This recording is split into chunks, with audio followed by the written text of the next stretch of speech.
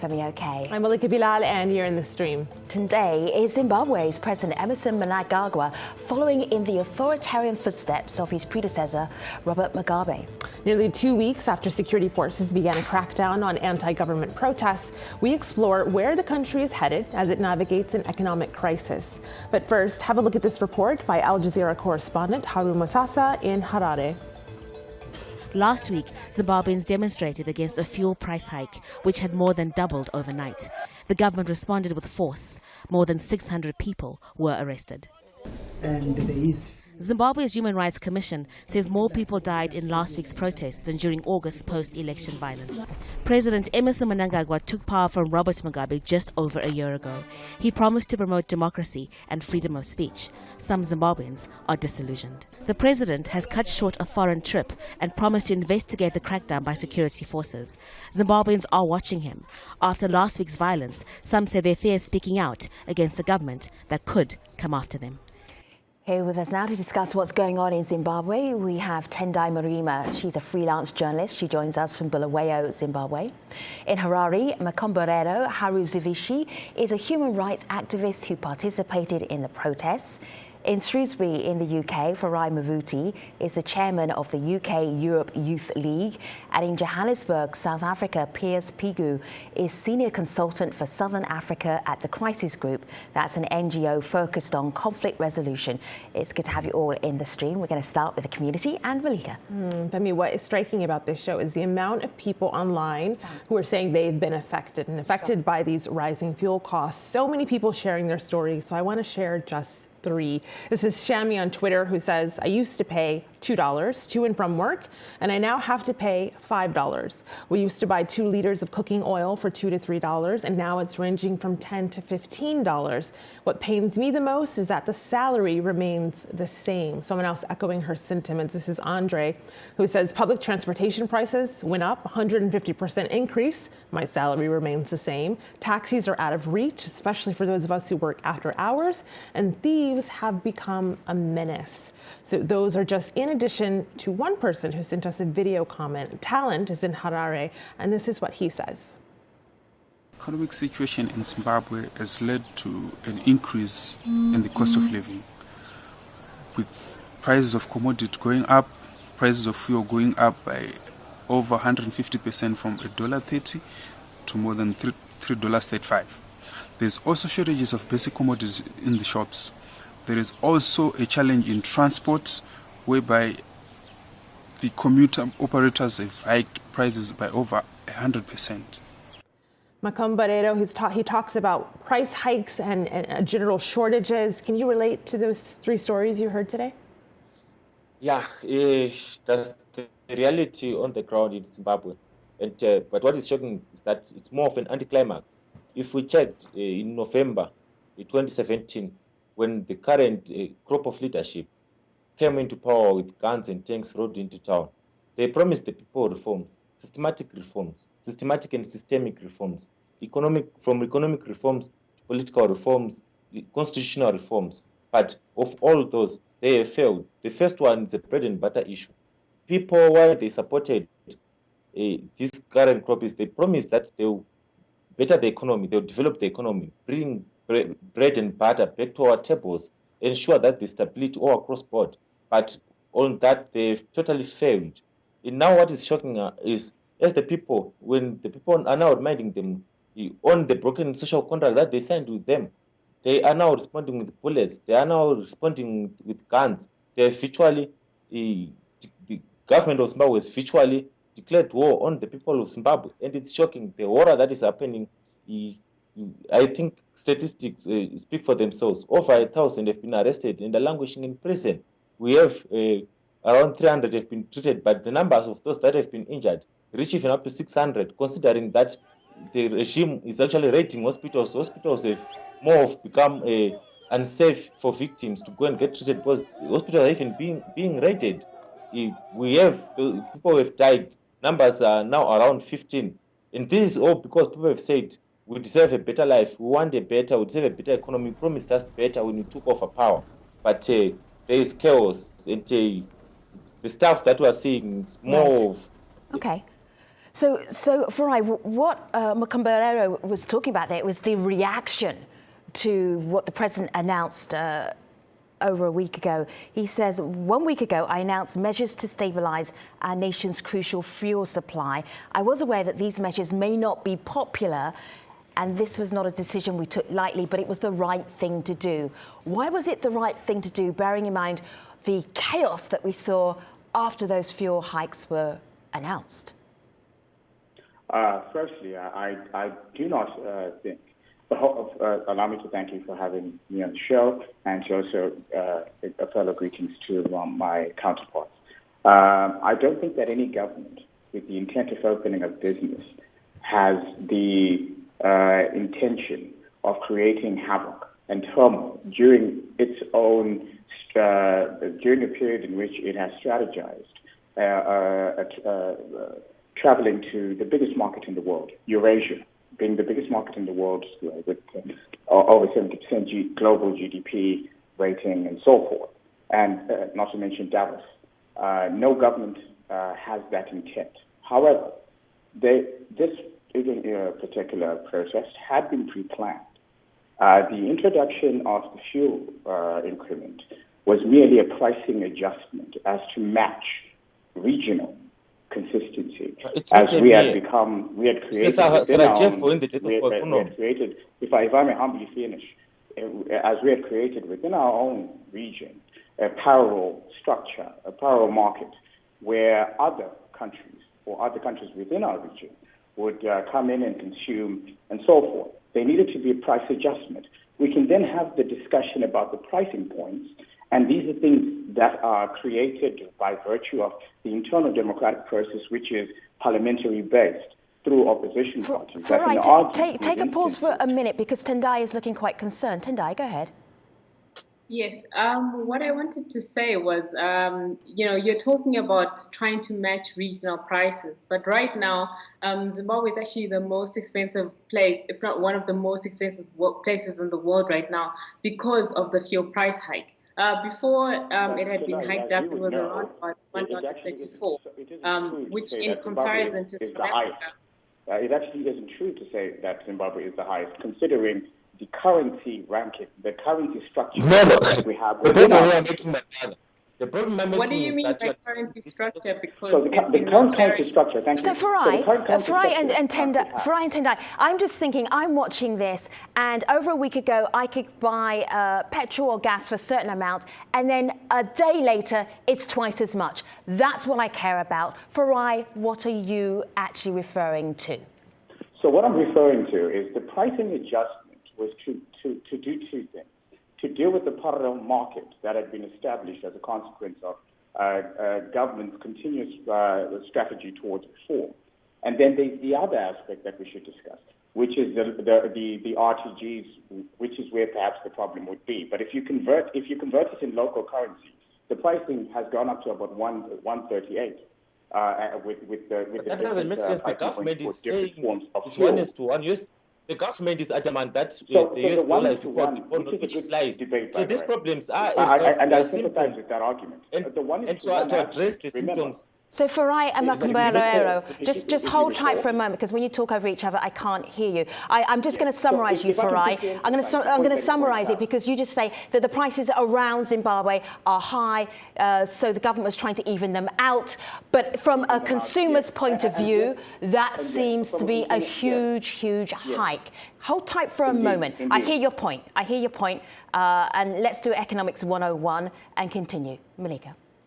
I will share this tweet with someone who might agree with you there, FARAI. Thomas here says that, in my point of view, the fuel price increase is justifiable, considering that we as Zimbabweans are not an oil-producing country. So besides the pain we feel right now, this was the right thing to do. But that aside, it's actually the only tweet we got like that, but I wanted to share that with you. I want to move on just a little bit here, because there is so much to talk about. This is one view. This is Rebuild Zimbabwe. And they say what the question should be, and we should be discussing, is how did we get here? And was it responsible to announce as a president who was flying out and knowing that he was staying away to announce these hikes. How did the economy get in such a bad shape? Someone else picks up on that. Ashley says a whole leader returns to his country, citing he wants to restore peace, issues a statement on social media, but to this day is still yet to talk to and address the people he leads. Tendai, walk us through that, the view of President Mnangagwa right now. Yeah, I think the view, particularly this last tweet that you just read out, reflects the views of many people, because even before the price increase of fuel was announced, a lot of people were wondering, what is the president saying and why is he not saying anything about the deteriorating economy?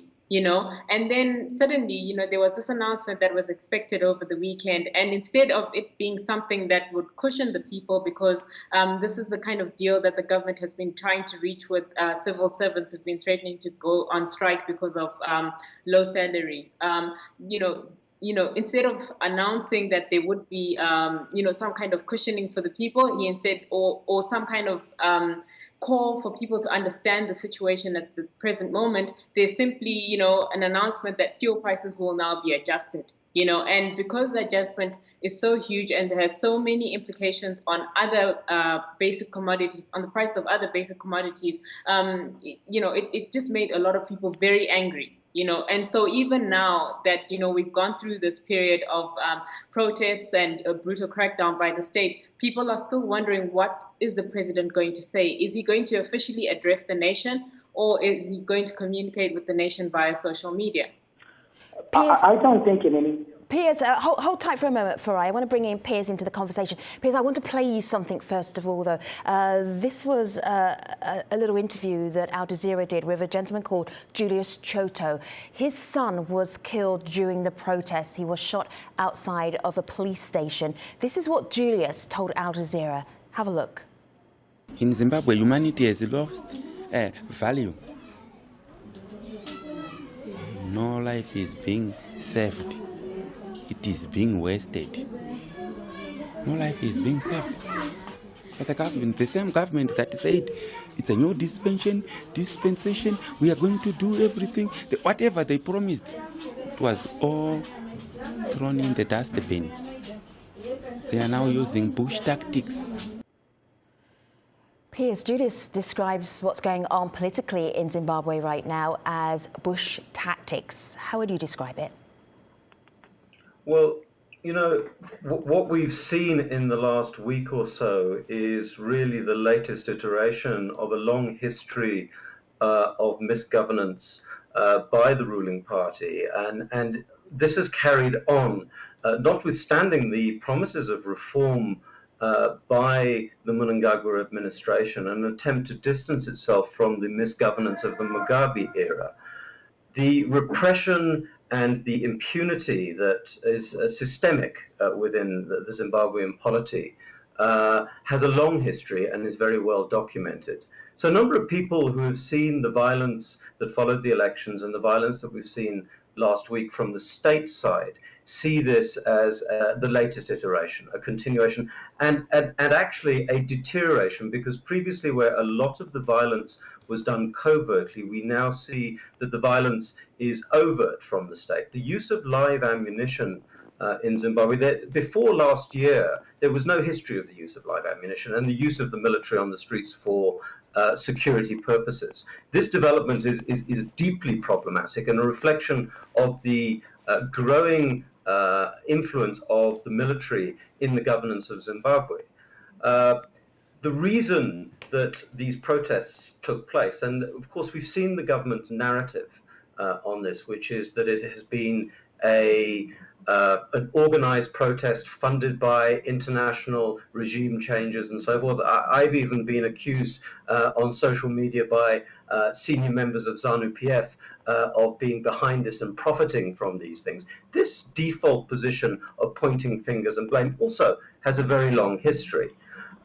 So I think what we're dealing with here is a fundamentally dishonest reflection of what has happened. Having said that, the issue of the violence that we have seen on the streets, first of all, it's important to recognize that the vast majority of Zimbabweans who adhered to the stay away and indeed were involved in protests are not violent. But there has been a criminalization in the narrative of the state. And we see this through the posturing of people like Nick Mangwana, through George Charamba, through ministers like Monica Mutsvangwa, Owen Mube, and so forth, who want to use this as a cover in order, really, I think, really a narrative that cannot be sustained, and we see this already. We see members of ZANU-PF, members of the military, are now being prosecuted as well, have been arrested. This is a very complex situation that needs to be properly unraveled before we actually start seeing these kind of general platitudes being thrown out about a criminal population. So Piers, you mentioned a lot of interesting things there, and one of the things that I think is resonating most immediately with our community is the comparison and contrast between the administrations or the government of Mugabe and the current government of Mnangagwa. This is Kuziva here, who writes on Twitter, under Mugabe, I never rode a bus with a soldier with an AK-47. There were fuel queues here and there, but never queues being controlled by soldiers. Bread was cheap. So one contrast there. Another person sent us a video comment on that distinction. Zenzele is in Bulawayo, and this is what he told the stream. Today I met a man who said that he wishes that Mugabe was still in power and he misses him. That really got me thinking that Zimbabweans have been so brutalized to the extent that they are now thinking of Robert Mugabe. I've talked to a number of young men and women who are complaining about political brutality in the western suburbs. Some of these have swollen hands, swollen faces, swollen ribs, and all because they're being brutalized by soldiers every day who go around houses at night beating them up. And I think this is not the Zimbabwe that Zimbabweans are looking for. They thought that life would be better after Robert Mugabe, but it seems like it's even getting worse. So people thought life would be better. Now, as that video comment was playing, I was looking at our guests' faces, and FARAI was really shaking his head there. FARAI, what was going through your head? Well, the way to put it is this. We as a government, like any government, and also a ruling party and one who represents it, you naturally have to sympathize with the two dynamics at play here. There's one, the economic impediment, which is that you have a new government that has inherited an economy that has two fundamental issues with it. One, predominantly the fact that there is rampant corruption. Two, you have an international embargo that raises the reasons of the embargoes internationally are to raise. If I may speak, that we have in Zimbabwe, a military regime that has taken over all critical organs of the state. I think what would be good for any discourse, I think what would be good for any discourse, which exemplifies this particular problem. If I may finish. I hear your dissent. FARAI, we're almost at the end of the show. Make your point in a sentence, please, so we can move on. Okay, great. That was not the case with Piers, but nonetheless, I'll try to make my point in a sentence. There's a political culture that is highly polarized, and as a consequence, we cannot rationalize quite a number of the mixed nuances that establish our current reality. So the narrative that we then get when it comes to international discourse, such as on platforms of this sort, isn't fully contextualized. So we then have problematic issues whereby we cannot have a dispassionate conversation that is based on actual research and facts. And what we then have is a very highly partisan-driven narrative. What we need to have is a better approach to this. Yes, we have. So FARAI, there may be somewhat of a narrative of reform would not have occurred. The narrative of reform would not have been a driving factor for government if there was nothing to reform. All right, let's talk dialogue, FARAI. This is what you're talking about, and this is what I want to get to. Makomborero, I hear your dissent very, very clearly, as does our audience. FARAI, what you're trying to get to, I believe, is this idea about how do we sit down and have dialogue? How do we actually talk to each other in a civilized way? Earlier on today on Al Jazeera, we spoke to the president of the Movement for Democratic Change. This is what he told us on Al Jazeera News. We are willing to compromise in the interest of the country, but we can't compromise on the fundamentals. We can't compromise on the factual issues. We have to compromise on things that move the country forward. Of course, that is the subject of the substance of the dialogue. But dialogue is important. We need to make sure we transition from the old system to a new system. Mr. Mnangagwa has failed to be that new system, and we need all Zimbabweans, inclusive dialogue, for us to be able to move forward. So, of course, the voice of the opposition will put forward an opposition perspective. But, Tendai, how much negotiations are you seeing since the president came back earlier on this week? Since the president came back, he's only announced that he would like to have dialogue, and he's called to the churches and to civil society groups to come together and have dialogue to map a way forward. But this is, simply a call that he's made on Twitter. It's not been an official announcement that he's made. And even the opposition itself, Nelson Chamisa, has questioned whether, how sincere President Mnangagwa is, because in the actions that we are seeing on the ground, where the army continues to harass ordinary citizens, even though people are not protesting, people are not looting any shops or doing anything of that nature. The harassment continues. So people then begin to question how sincere is the president's words? Is it simply words for words, or does he really mean what he says? So I wanted to bring up this perspective here, taking into account what you're saying there, but also that comment from Nelson Chamisa. He says there is a lack of responsibility from both the current ruling leadership, Mnangagwa, and the opposition, Nelson Chamisa, particularly in dealing with violence. Our problems have now gone beyond politicking. The whole country needs a reset. And I also wanted to bring up this live comment we got in that same vein. And Makamborero, I'll give it to you. This person says that the problem is not Mnangagwa. The problem is our constitution, which was drafted by ZANU-PF and is not investor friendly, full stop. ZANU-PF as a whole needs to be toppled, and we need a proper democracy. So, Makamborero, what will it take for you, do you think, to end the protests and really solve an economic crisis?